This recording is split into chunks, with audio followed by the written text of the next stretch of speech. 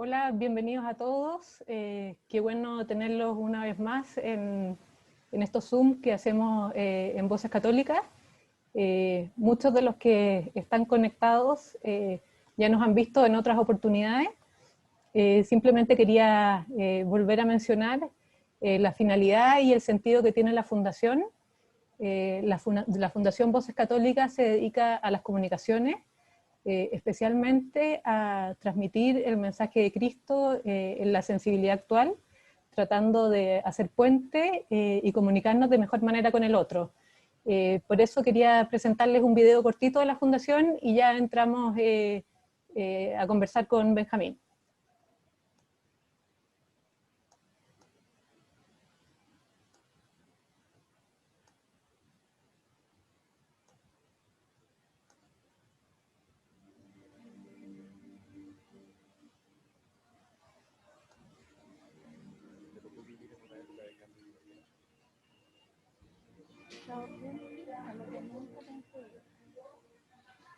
El mundo después de esto no será el mismo.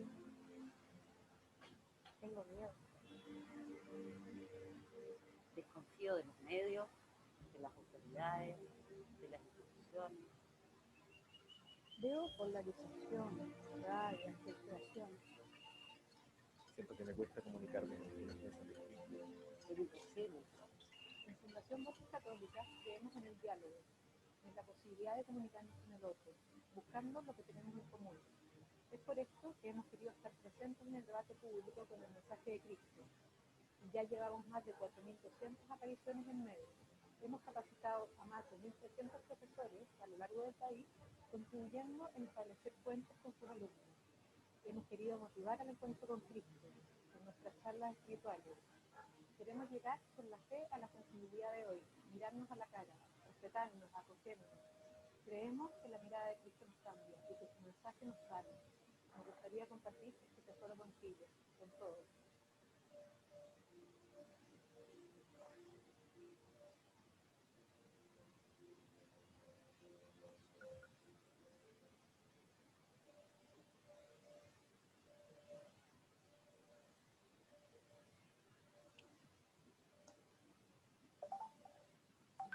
Bueno, creo que esto resume de mejor manera lo que es Voces Católicas. Y ahora, ya teniéndolo más claro, quería presentarle a Benjamín González Vuelta, para los que no lo conocen. Benjamín es un sacerdote jesuita, también es escritor y poeta, y vive bueno, es español y vive hace muchos años en Centroamérica. No quiero dar más datos, Benjamín, porque creo que no es lo relevante en este momento, y más bien darte la palabra, y nada, después quedan abiertas las preguntas para los que quieran preguntarte o comentar algo. Eso, bienvenido, Benjamín. Muchas gracias. Podemos empezar esta breve conversación recordando la frase que ha sido tan repetida en los últimos tiempos de Karl Rahner en un artículo que escribió en 1966, pero que tiene una actualidad completa. El cristiano del futuro o será místico o no será cristiano. Nosotros, o una dimensión de la mística, es tratar de encontrar en la profundidad de la realidad, sin evadirla, sino atravesando las cáscaras de la realidad, encontrar lo que Dios está haciendo de nuevo en cada situación. A nosotros ahora, pues nos toca tratar de encontrar a Dios en este mundo que en las frases breves de ese video aparecía pues con características de dificultad, de dureza, y especialmente esta pandemia del COVID-19. Voy a empezar con un pequeño salmo que me gusta escribir de vez en cuando, algo de esto, que no sé si es poesía o no, pero bueno, yo me entiendo. se llama único. Cuando me llamas por mi nombre, ninguna otra criatura vuelve hacia ti su rostro en todo el universo. Cuando te llamo por tu nombre, no confundes mi acento con ninguna otra criatura en todo el universo. Estamos evocando al comienzo que cada uno de nosotros somos absolutamente únicos, pero hechos para vivir en comunión con Dios y en comunión con los demás. Estamos creados para el encuentro con un tú sin orillas. Cuando salimos de las manos de Dios, eso no fue una despedida, sino el comienzo de un encuentro que no tiene punto final. Si queremos vivir libres, felices, necesitamos ese encuentro con Dios en el que nos vamos adentrando cada día un poquito más. Es fundamental. Sin Él no podemos orientarnos, alimentarnos ni crear. Este encuentro con Dios lo vivimos de distintas maneras, en las diferentes formas de orar. Oraciones vocales, oraciones comunes, como el Padre Nuestro, el Ave María, palabras personales, recitar un salmo, contemplar. Yo me fijo esta tarde en la contemplación. Puede ser que en el silencio contemplativo, a partir de un texto, de un símbolo, de un pasaje del Evangelio, pues yo deje resonar en mi intimidad la propuesta de Dios para mí. Si yo tuviese que resumir esa dimensión del encuentro con Dios, utilizaría la frase de Santa Teresa: búscame en ti y búscate en mí. Del corazón de Dios salimos y en el corazón de Dios estamos. A esta dimensión del encuentro personal con Dios se le puede llamar mística de ojos cerrados. Cerramos los ojos como el que cierra la puerta que dice en el Evangelio Jesús para encontrarnos con Dios. Hay otra forma de contemplación y es la mística de los ojos abiertos, que es buscar a Dios fuera de mí, en el cosmos, en las personas, en los sacramentos, en los acontecimientos de cada día. Se suele llamar mística de ojos abiertos. Esta manera de ver no es fácil. En cierta ocasión estaba yo en una casa de ejercicios que los jesuitas tenemos aquí en República Dominicana, que está junto al mar Caribe. Y un sitio muy bonito porque realmente todos los colores del mar a lo largo del día se pueden contemplar. Y yo creí que yo tenía sensibilidad para ver el mar, pero bajé un día hasta los arrecifes de coral, donde los pescadores estaban para echar sus anzuelos y buscar peces.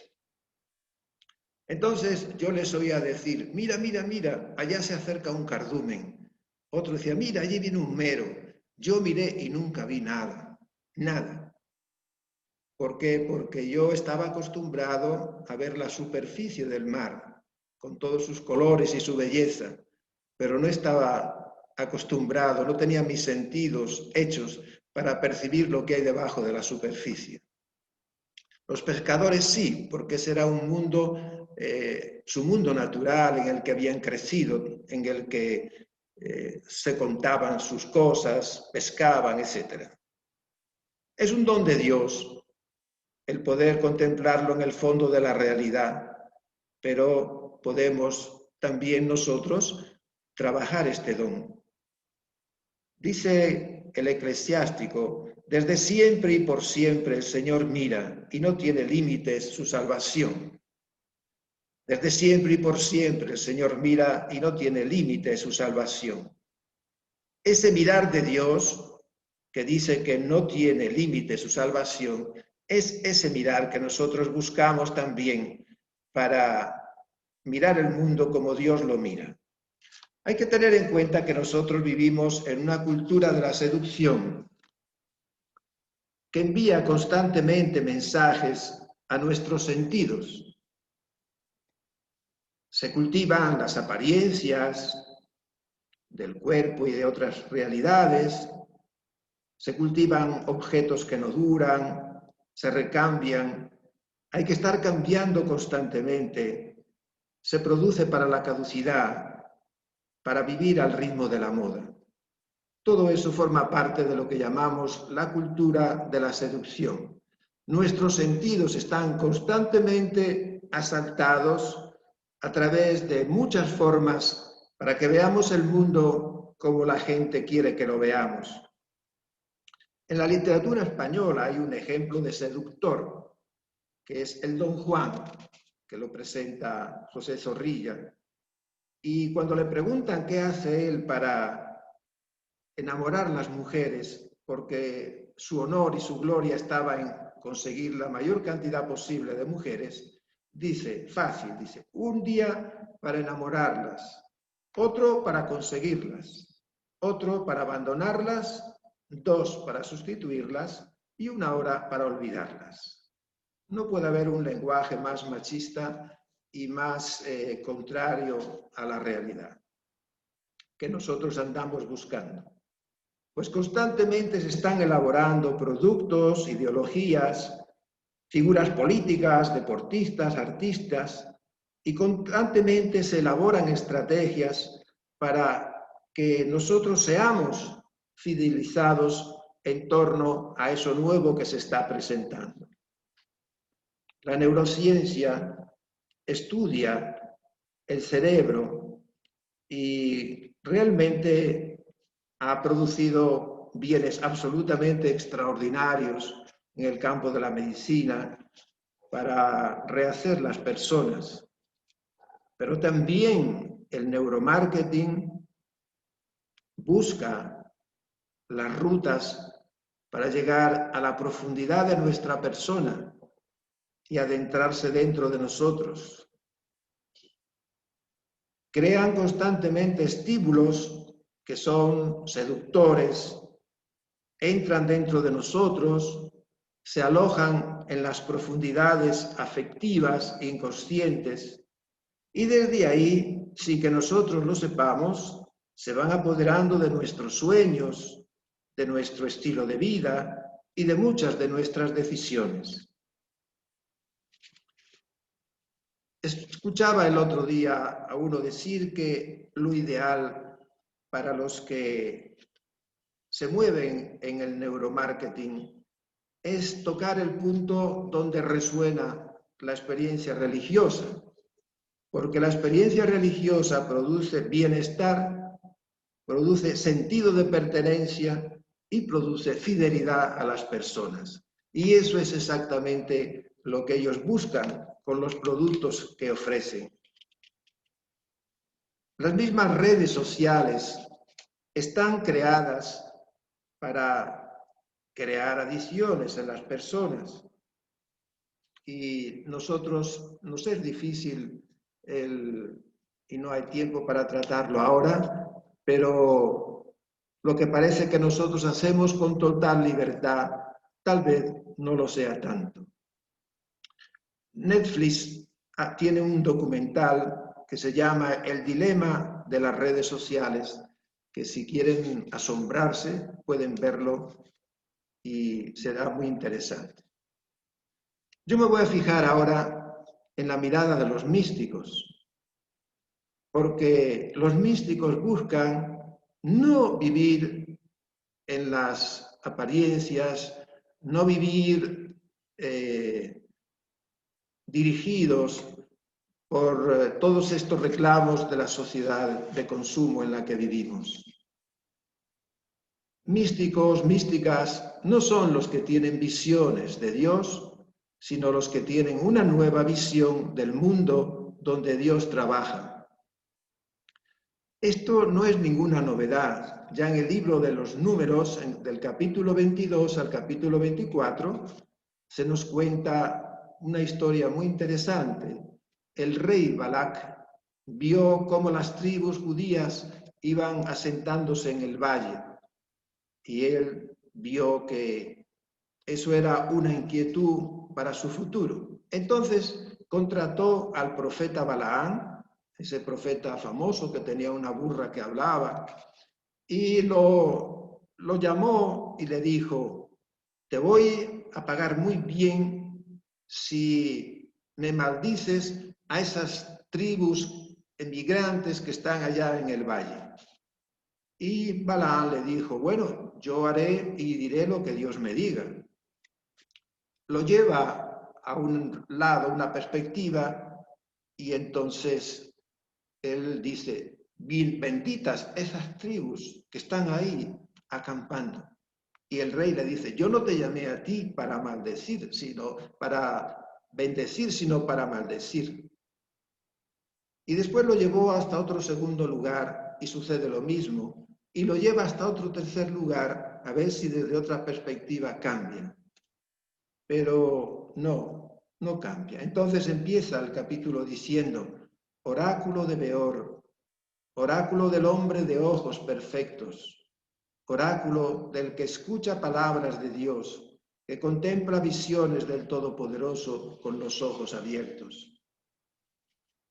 Los ojos de Balaam son perfectos no por el color o por el tamaño, sino porque son libres para mirar la realidad, libres de las riquezas del rey, libres de las apariencias, eran migrantes, pobres, que buscaban un espacio, libres para ver lo que está en germen.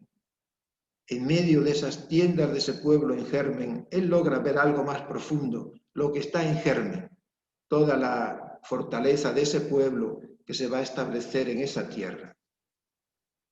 Isaías también, en medio de la dureza del exilio largo, trata de ayudar a su pueblo para que logren ver en la realidad cómo Dios está trabajando y cómo Dios está preparando la liberación de su pueblo. Y hay todo un proceso, toda una pedagogía, que aquí solamente la voy a insinuar, porque sería muy largo, pero empieza diciendo: desde antiguo guardé silencio, me callaba, aguantaba. Ahora como parturienta grito, jadeo y resuello. Esta imagen tan conocida, maternal de Dios, como si Dios estuviese embarazado de futuro, es la que el profeta Isaías presenta a su pueblo. Los tiempos de silencio de Dios, cuando parece que Dios no hace nada, que Dios no actúa, son tiempos de gestación. Los tiempos oscuros, donde todo parece que no tiene salida, son tiempos de gestación. Pero cuando llega la hora del parto, eso que ha estado madurando en la profundidad de la historia, en la profundidad de las personas, emerge y nadie lo puede detener, como nadie puede detener un niño que nace. El pueblo está ciego y está sordo, y le dice: mucho mirar y no sacabas nada, con los ojos abiertos no te enterabas. El pueblo necesita darse cuenta de que no ve, de que mira mucho y no ve la profundidad de lo real. Y le dice: no recuerden lo de antaño, no piensen en lo antiguo. Miren que realizo algo nuevo, ¿no lo notan? Aquí hay, en la primera frase, una referencia al pensamiento. No recuerden, la memoria, no piensen. Y la segunda frase es toda una llamada a la sensibilidad, a los sentidos. Miren que realizo algo nuevo. No lo notan, no lo están percibiendo, no lo están notando. Esa sensibilidad para percibir la novedad de Dios es lo que Isaías trata de enseñar a su pueblo. Y por eso dirá: ábrase la tierra y brote la salvación, y con ella germine la justicia. Ábrase la tierra y brote la salvación, porque es que la salvación de Dios está en la tierra, la salvación de Dios está entre nosotros. Nosotros después hemos cambiado esta frase en el tiempo de Adviento y decimos, ábrase la tierra y brote el Salvador. Para los judíos, la semilla enterrada era la imagen de la fidelidad constante de Dios. Una semilla puede caer en un terreno desértico, pasa un año, 5, 10, llueve de repente y empieza a brotar el verde sobre esa tierra reseca. Es una imagen de la fidelidad de Dios. Y le dicen los judíos, en verdad tú eres un Dios escondido, el Dios de Israel, el Salvador, eres un Dios escondido. Y él responde, no dije a la estirpe de Jacob, búsqueme en el vacío. No dije, búsqueme en el vacío, sino búsqueme en la realidad, búsqueme entre ustedes, búsqueme en la situación en la que viven. Isaías es un gran mistagogo de la relación con Dios en medio de la realidad. Es un proceso contemplativo. Me voy a fijar en Jesús, que en uno de los capítulos que para mí son más elocuentes sobre esta forma de acercarnos a la realidad. Está en el capítulo 5 del Evangelio de Juan, versículo 1. Dice que la ciudad de Jerusalén está en fiestas. Jesús, en un momento determinado, sale de esas calles y sale hacia las periferias de la ciudad y baja hasta el mundo del dolor. Y entra en la piscina de Betesda, que era un espacio pagano dedicado al dios Esculapio, griego de la medicina. Y en medio de ese mundo de dolor que está concentrado ahí en ese espacio, reposa su mirada en un enfermo de muchos años de enfermedad, 38 años. Lo contempla hasta percibir qué es lo que Dios crea en él, cuál es la vida que Dios crea en él. Y se acerca, se pone a su lado y en un encuentro de una cercanía, como solamente el Hijo de Dios puede realizarla, el Hijo de Dios encarnado le dice, ¿quieres curarte? No es fácil responder que sí, porque responder que sí es tener que enfrentarse a muchas cosas en la vida. Nosotros todos tenemos alguna cojera, alguna fragilidad, que si nos preguntan si nos queremos curar, tal vez diríamos, bueno, voy a pensarlo, porque eso nos puede trastornar un poco el acomodo que tenemos en la vida. Entonces él le dice, bueno, si quieres curarte, toma tu camilla y anda.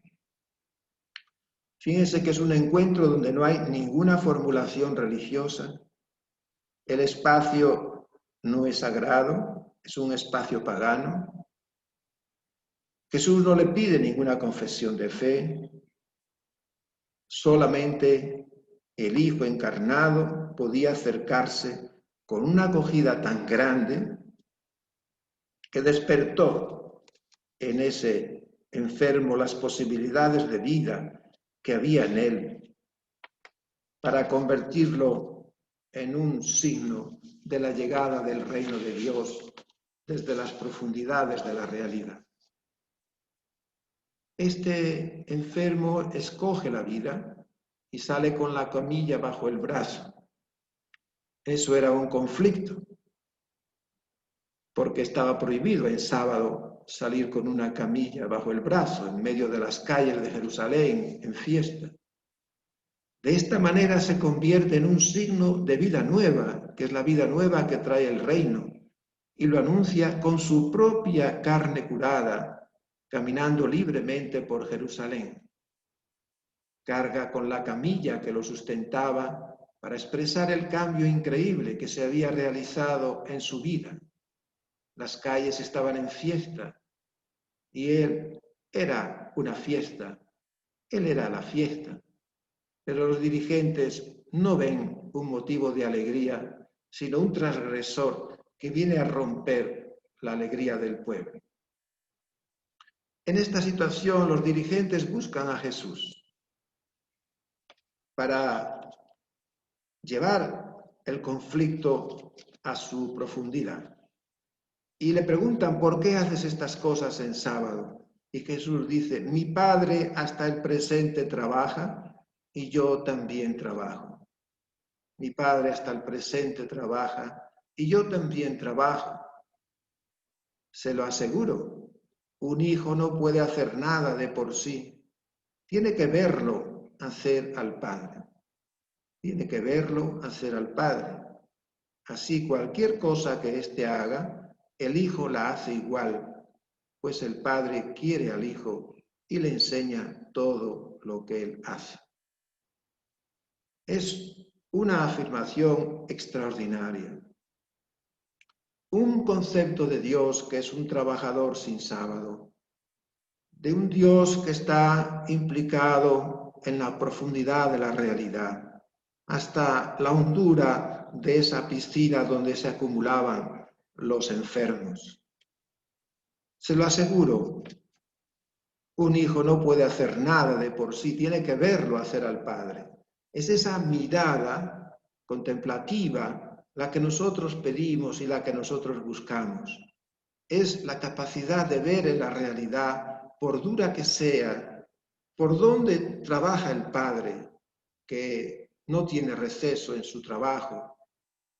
¿Por dónde trabaja? ¿Qué es lo que hace de nuevo? ¿Cómo brota la vida en esas realidades de muerte?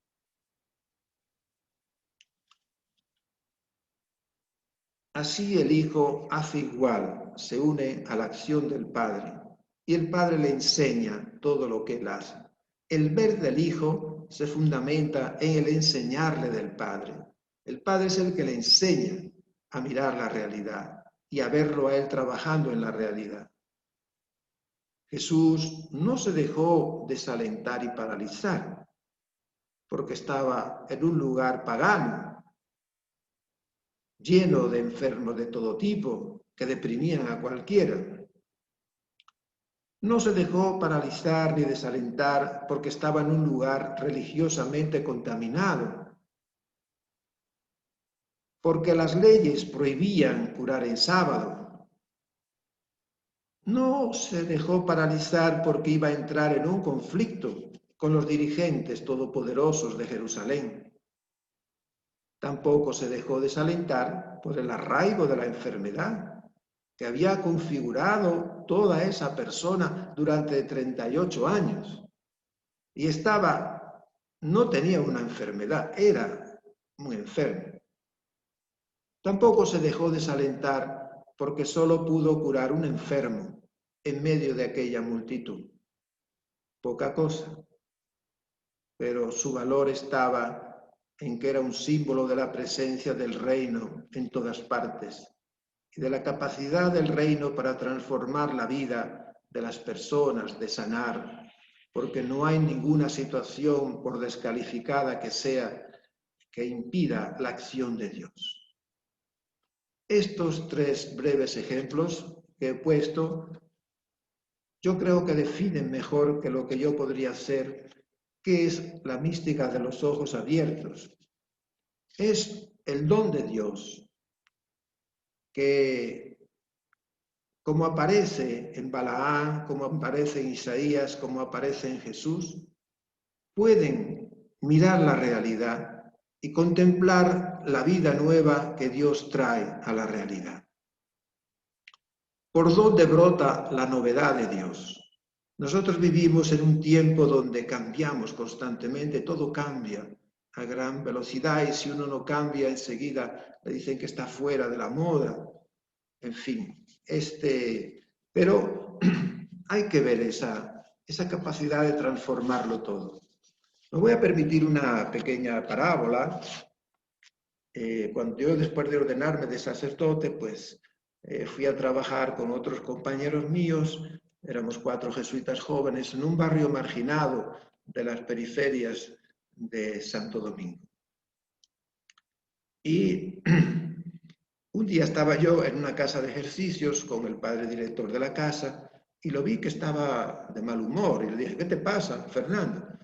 Y me dice, es que tú ves esa planta que le llaman junquillo, que era una planta chiquita, era como 8 o 10 hojas que salían así de la tierra, no crecía mucho, era pequeña pero afeaba todo.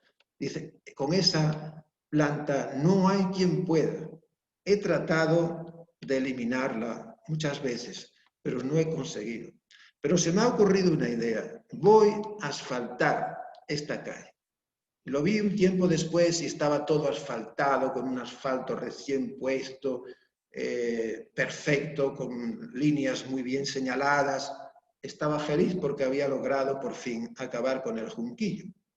Pero a las pocas semanas resulta que ese junquillo, esa hierba tan frágil, no se sabe cómo en ese misterio de la tierra se orientó de nuevo hacia la luz y hacia la vida, atravesó el asfalto y ahí aparecían esas hojitas verdes sobre el asfalto negro, todas sonrientes y felices. Entonces, esa parábola en ese momento quería significar la fuerza de Dios, de la presencia del reino de Dios, incluso en las situaciones más pobres, más deterioradas, como en aquel momento eran los barrios en que nosotros trabajábamos y vivíamos. Es una pequeña parábola que quiere resumir de una forma gráfica lo que es la fortaleza de Dios emergiendo de la hondura de la realidad. Entonces, lo que nosotros buscamos y lo que nosotros le pedimos a Dios es que nos dé la sensibilidad para mirar la realidad de esa manera y poder descubrir en cualquier situación cómo Dios trabaja, qué es lo que Dios hace de nuevo, porque a Dios ni se le ha acabado el amor por nuestro mundo, ni se le ha agotado su imaginación creadora, sino que Dios es siempre nuevo y es siempre creador. Entonces, el gran desafío para nosotros es cómo en esta cultura de la seducción, que trabaja la epidermis, que trabaja la apariencia, que trabaja la manera desde los sentidos de entrar dentro de nosotros y sin que nos demos cuenta, adueñarse de nuestros sentimientos, de nuestros pensamientos, de nuestras decisiones. Cómo en medio de esta cultura de la seducción, más hondo que toda esa realidad, existe ese Dios que ama el mundo y lo ama con una imaginación siempre creadora, siempre nueva, desde un amor que nunca se le ha agotado. Nosotros estamos ahora en una situación de solamente una breve referencia a esto, porque nos llevaría mucho tiempo, pero estamos en esta situación tan dolorosa del COVID-19, más de 20 millones de contagiados, alrededor de 1 millón de muertos, y los números siguen creciendo cada día. No cabe duda que el virus, este coronavirus, nos ha sorprendido en el pecado personal y estructural de la sociedad. El virus ha revelado que las instalaciones sanitarias o incluso de los países grandes eran completamente deficientes y que se gasta tanto dinero en otras cosas inútiles, pero lo básico para defender la salud de las personas está mal. Y eso en los países ricos, en los países pobres. También encontramos esa dureza de la realidad en la mala y tardía información del virus en el país donde surgió. Muchos políticos también han negado la realidad por cálculos personales, electorales, de prestigio, etc. Pero esa es la realidad que el virus ha venido a poner en evidencia. Pero al mismo tiempo, nosotros vemos cómo desde el fondo de esta pandemia resurgen la vida. Médicos que han cuidado de manera extraordinaria a los enfermos en ese anonimato donde se esconden sus rostros ocultos por las mascarillas. Hemos descubierto que hay muchos médicos que han perdido la vida, enfermeras, personal de apoyo, la generosidad de tantas personas, la búsqueda inquieta de los y sin descanso, insomne, de los que estudian en los laboratorios la posible vacuna.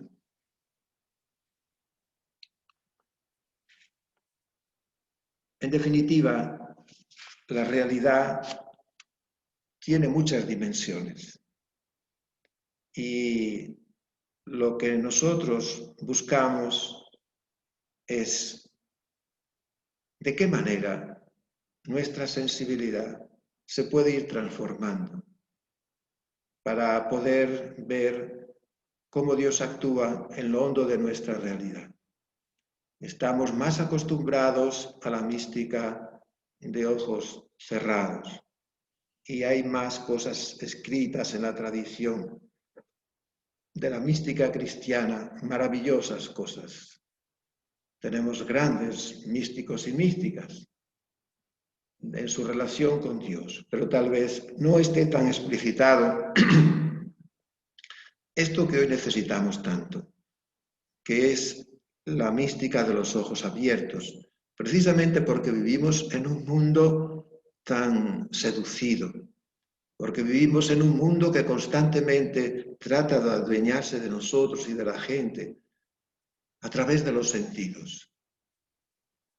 Hoy los seductores ocultos son cada vez más eficientes, más estudiados, para llegar hasta las profundidades de nuestra persona. Tal vez esta mística de ojos abiertos sea la que nos haga posible vivir de una forma mucho más creativa, más oxigenada y nos haga más libres. Místico no es solamente o principalmente el que tiene visiones de Dios, sino místico, mística, es la persona que ve la hondura de la realidad, donde Dios trabaja, desde donde Dios emerge como esa pequeña mata de junquillo, atravesando todos los asfaltos que oprimen a las personas. Me habían pedido que terminase con un pequeño salmo o pequeño poema, como quieran llamarlo, y que resume tal vez la aspiración nuestra en este momento, que se llama ¿Quién pudiera ver? ¿Quién pudiera ver cuánto tiene de mendigo el oro en la muñeca, el maquillaje en el espejo, la firma en el cheque, el título enmarcado en la pared? ¿Quién pudiera ver cuánto tienen de mendigo? ¿Y quién pudiera ver cuánto tiene de infinito una mano agotada, un rostro tras las rejas, una sonrisa sin paga, el aroma compartido del café? ¿Quién pudiera mirar con ojo simple a las personas y las cosas como son? ¿Quién pudiera ver? Con esto quisiera yo resumir lo que trato de decir y bien, si tienen alguna otra pregunta, alguna inquietud, y yo sé, pues con gusto les respondo. Muchas gracias, Benjamín. Muy inspirador todo lo que has hablado. Primero te quería hacer una pregunta yo, pero también le abro la participación de todos los que están, digamos. Si quieren, levantan la mano y yo les paso el audio, porque quizá ya la separación tecnológica es difícil, es mejor que ustedes mismos puedan hablar lo que quieran. Nada, primero quería preguntarte yo cómo personalmente quizá entendía mucho más la mística como de los ojos cerrados, la verdad. Me parece súper atractiva y innovadora un poco esta mirada, y creo que tiene mucho que ver con la encarnación también. Me imagino que de ahí nace un poco de Jesucristo hecho hombre. ¿Cómo podrías recomendarnos tú o cómo ir aprendiendo a cultivar esa sensibilidad? Porque suena precioso, pero en realidad cuesta ver el junquillo naciendo en quizás en las realidades más duras, dolorosas. O sea, me imagino que uno puede ir de a poco tratando de ir desarrollando esa sensibilidad como lo haría con un niño, digamos. Sí, yo creo que es una gracia de Dios, pero uno puede colaborar con esa gracia. Entonces, yo solamente diría una cosa: si nos acercamos con esta inquietud a los relatos bíblicos, veremos que la mística de ojos abiertos recorre toda la Biblia. Toda la Biblia. Yo solamente he escogido 3 casos. El profeta Balaam, un pintoresco que no era del pueblo judío, pero Dios le permite ver la profundidad de la realidad. El profeta Isaías, en una situación tan dura como el exilio, y a Jesús, que tenía esa manera, que era el Hijo encarnado el que lograba acercarse a la realidad. Y cómo él, en el fondo de la realidad, ve que el Padre trabaja y que el Padre crea vida en ese enfermo. Y por eso él se puede acercar para despertar esa vida. Entonces, si nosotros nos acercamos a los textos bíblicos con esta pregunta, y si nos acercamos a las personas de la vida ordinaria con esta pregunta, tal vez vamos a descubrir. Yo recuerdo que cuando estábamos en el barrio, nosotros vimos aterrados cuando entrábamos por los callejones marginados, porque al principio solo veíamos la pobreza, la opresión, la agresividad, la dureza. Pero a medida que uno iba pasando, iba cambiando esa mirada, iba cambiando la sensibilidad, hasta que llegaba un momento en que uno se sentía consolado, porque ya había hecho un cambio de sensibilidad y percibía: allí vive una catequista asombrosa, allí vive una señora que está enferma y no tiene a nadie, pero todos los días come. Entonces lo que parecía duro todo se empieza a cambiar. Cambia la sensibilidad, cambia la manera de percibir esa dureza y uno empieza a entrar de otra manera, a percibir otra dimensión de la realidad. Yo diría una cosa: en el examen de conciencia de cada día, que los jesuitas y algunos que somos de espiritualidad ignaciana pues hacemos, cuando no llegamos demasiado cansados al final del día, pues tiene un punto por cómo empieza el examen. El punto primero, y dice: dar gracias a Dios nuestro Señor. Así es como empieza, pero no de una manera abstracta: Señor, yo te doy gracias por todo. No, dar gracias a Dios de manera concreta, es decir, ¿dónde hemos percibido a Dios? ¿Dónde a lo largo del día hemos percibido y nos ha sorprendido su manera de actuar? Bastaría con esa pregunta al final del día y que nosotros fuésemos anotando dónde hemos percibido esa dimensión más honda de la realidad, para que nosotros, cuando volvamos a esa misma realidad, ya la miremos con otra sensibilidad. Vamos a ver la realidad con otra sensibilidad. A lo mejor yo me acerqué a una persona que tenía la cara dura, fuerte, agresiva, pero después, no sé por qué, de repente se reblandeció ante una pregunta, me ayudó, me sorprendió. Cuando yo vuelva a pasar por ahí, yo ya vuelvo a ver esa realidad de otra manera. Entonces la sensibilidad, es el cambio de la sensibilidad lo que estamos buscando. Como dice el profeta Isaías: no recuerden, no piensen. Ahora noten la realidad, noten lo nuevo, nótenlo, percíbanlo por los sentidos. Entonces hay que trabajar los sentidos. Hay que trabajar los sentidos y la manera como nosotros nos situamos en la realidad para poder percibir poquito a poco, con más profundidad, cómo Dios trabaja. Y es un don de Dios, pero nosotros lo podemos favorecer y ayudar. En una cultura que busca justamente todo lo contrario, busca seducirnos desde las apariencias, desde la novedad que cambia siempre, desde cuerpos reciclados permanentemente, desde todo lo que se quiera. Bueno, eso es lo que yo podría decir sobre eso. Precioso, muchas gracias. Vamos a tratar de aplicarlo. Veo aquí que, a ver, espérame, que estoy viendo. Felisa quiere hacerte una pregunta, al menos la veo con la mano levantada. Le voy a permitir dar el audio, ¿ok?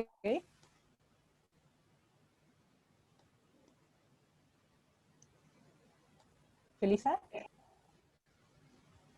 ¿me escuchas?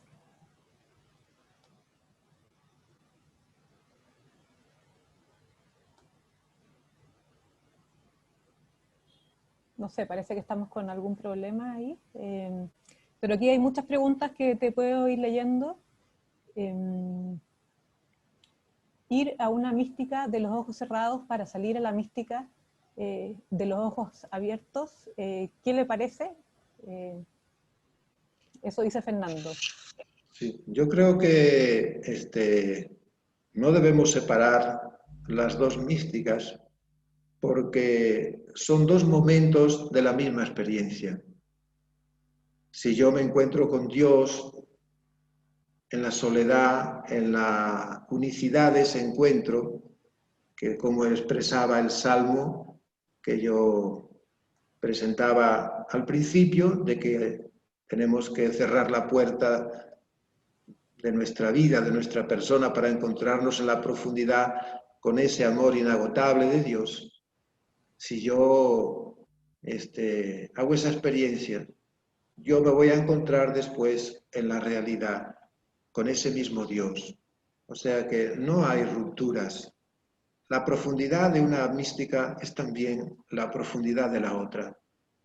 Unos serán más sensibles al Dios que aparece en la realidad, que está dentro de nosotros, delante de nosotros, y otros más sensibles a la otra experiencia. Pero las dos se tienen que complementar. Las dos se tienen que complementar. Si no hay tiempos de soledad y de silencios profundos, donde nosotros sintonicemos con Dios desde la hondura de nosotros mismos, ¿cómo vamos después a sintonizar en medio de los ruidos y de la velocidad y de las urgencias y de las entrañas impacientes que nos crea esta cultura y este mundo? ¿Cómo vamos a sintonizar con el Dios que está en las personas? Donde nosotros de alguna forma tenemos que hacer pausa y contemplar la vida, contemplar las personas. En este mundo donde todo está en copiar, en contemplar, es el gran desafío para las dos místicas, para las dos dimensiones de la misma mística, que es el encuentro en profundidad con Dios, que es siempre creador y nuevo en su manera de llegar hasta nosotros. Dios hace nuevas todas las cosas, Dios siempre llega nuevo, pero hay que tener la sensibilidad para percibirlo, para acogerlo. El ejemplo de Pablo es clarísimo. Pablo era un judío fervoroso, estaba muy bien formado teológicamente y en otras ciencias, hablaba griego, era un hombre de confianza de las autoridades judías, era un hombre decidido e entregado a la causa de guardar las tradiciones del pueblo judío y era capaz de arriesgarse y salir fuera para perseguir a esos cristianos que se escondían debajo de las piedras y que venían a corromper toda la tradición del pueblo judío. ¿Pero qué le faltaba a Pablo? A Pablo le faltaba más mística de ojos abiertos, es decir, percibir que esos cristianos eran la novedad de Dios en ese momento. Eran la novedad de Dios. Como él no era capaz de discernir en esos cristianos la novedad de Dios, entonces los perseguía, estaba persiguiendo a Dios. Saulo, Saulo, ¿por qué me persigues? Se queda ciego, estaba ciego.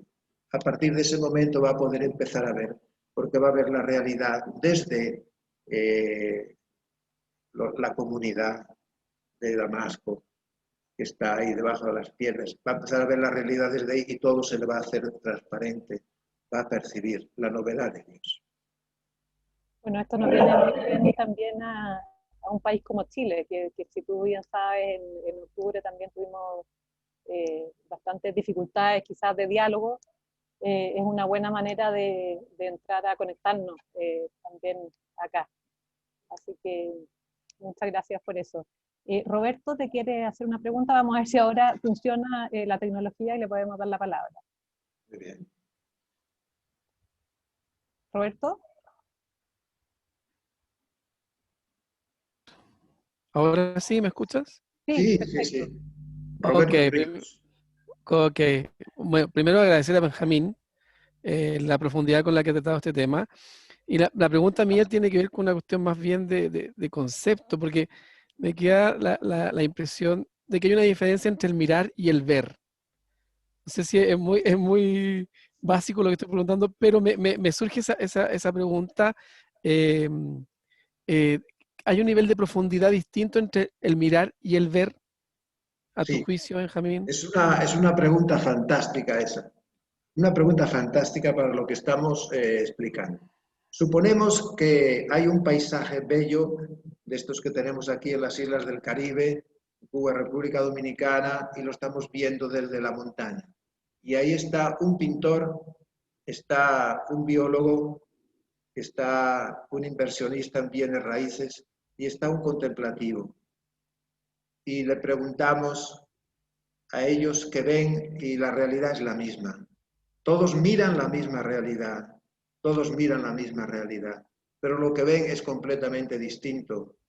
El inversor de bienes raíces verá la urbanización que podría hacer por acá y por allá, lo que cuesta el terreno, los beneficios que podría obtener.